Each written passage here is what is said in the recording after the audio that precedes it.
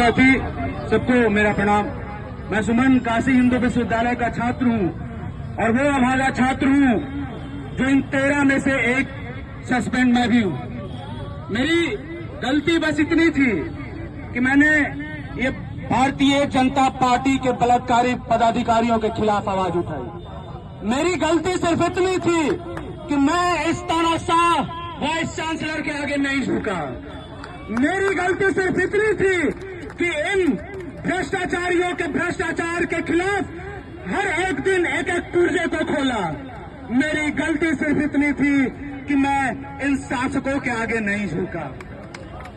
खैर, अब शुरू करते हैं। सबसे पहले आप लोगों को एक छोटी सी घटना आपको मैं सारांश में बता के खत्म करूंगा कि साहब,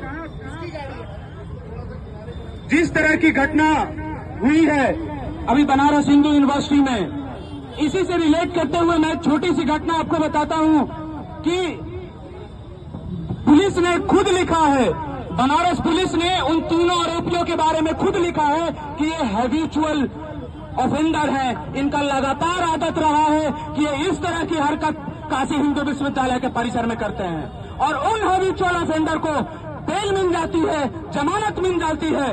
तो क्या काशी की पुलिस और बनारस हिंदू यूनिवर्सिटी का प्रशासन ये जिम्मेवारी लेता है कि आगे से किसी बच्ची और किसी महिला के साथ ऐसा नहीं होगा?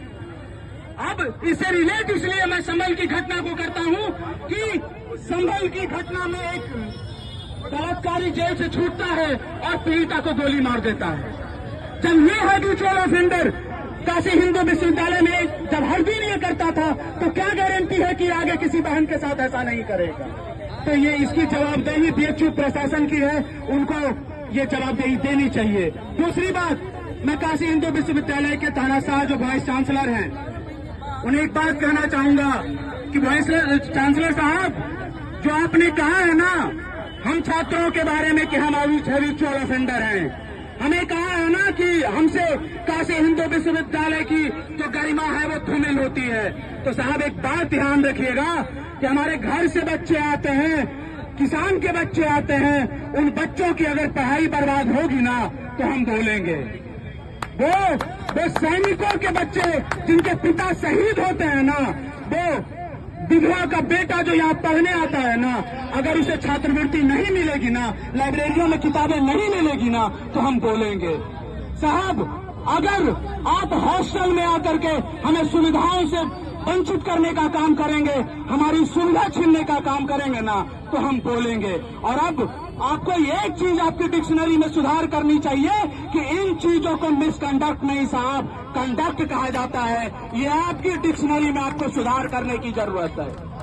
आप हमसे हमें कहते हैं कि हमसे गरिमा धूमिल होती है। अरे आपको सोचना चाहिए, आपकी घर की बेटी के साथ बलात्कार होता है, आप घर के गार्जियन हैं, आप घर के मुखिया हैं, आपके कर्तव्य बनता था कि कोर्ट में आप प्रशासन को खड़ा करें, कोर्ट में आप वकीलों को खड़ा करें और उस बेटी को न्याय दिलाएं। लेकिन आपने क्या किया? आपने उस बेटी के साथ दुराचार करवाया। और मैं कहूंगा, बहुत मजबूती से कहूंगा कि आप उन बलात्कारियों के पक्ष में खड़े हैं और जो तमाम छात्र और तमाम लोग जो हम लोगों के साथ आज खड़े हैं, मैं उन सभी लोगों का बहुत दिल से धन्यवाद करूंगा कि आप लोग आए, हमारा साथ दिए और कम से कम एक पक्ष आपने निर्धारित किया कि आप समाज में गलतियों के साथ नहीं, बलात्कारियों के साथ नहीं, बल्कि निर्दोषों के साथ खड़े हैं। इन्हीं सबके साथ मैं वाणी को विराम दूंगा, लेकिन उसके साथ बस एक लाइन दोहराइएगा कि सरफरोशी की तमन्ना अब हमारे दिल में, देखना है जोर कितना बात हुए कातिल में। धन्यवाद। चांसलर साहब, जो आपने कहा है ना हम छात्रों के बारे में कि हम हैबिचुअल ऑफेंडर हैं, हमें कहा है ना कि हमसे काशी हिंदू विश्वविद्यालय की जो गरिमा है वो धूमिल होती है।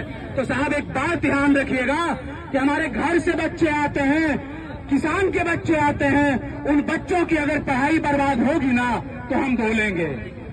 वो सैनिकों के बच्चे जिनके पिता शहीद होते हैं ना, वो विधवा का बेटा जो यहाँ पढ़ने आता है ना, अगर उसे छात्रवृत्ति नहीं मिलेगी ना, लाइब्रेरियों में किताबें नहीं मिलेगी ना, तो हम बोलेंगे। साहब, अगर आप हॉस्टल में आकर के हमें सुविधाओं से वंचित करने का काम करेंगे, हमारी सुविधा छीनने का काम करेंगे ना, तो हम बोलेंगे। और अब आपको एक चीज आपकी डिक्शनरी में सुधार करनी चाहिए कि इन चीजों को मिसकंडक्ट नहीं साहब, कंडक्ट कहा जाता है। ये